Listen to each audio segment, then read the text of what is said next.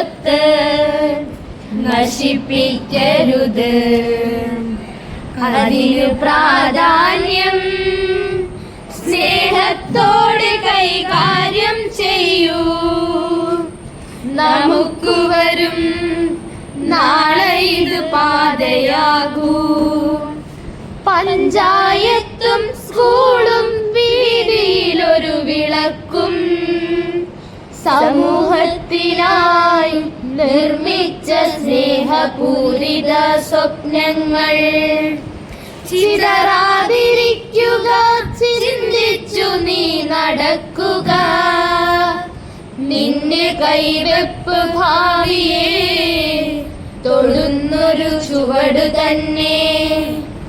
മഴ കയറിയ റോഡിലൊരു ചെക്കിടാം നഷ്ടപ്പെടുമ്പോൾ നീയാണോ താൽപര്യശൂന്യൻ? കണ്ടില്ലേ ആചാര്യൻ നീ വച്ച പുസ്തകത്തെ?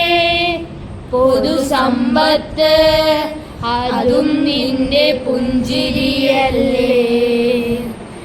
ഓട്ടോറിക്ഷ കാത്തു നിൽക്കും തങ്കാളിന്റെ അമ്മച്ചിയും വെളിച്ചം കൊടുക്കുന്ന പന്തമൊരു ജനത്തിന്റെ കണ്ണുമാണ്. അതിനു കീഴിൽ കല്ലെറിഞ്ഞാൽ നിനക്കും ഇടയാകും.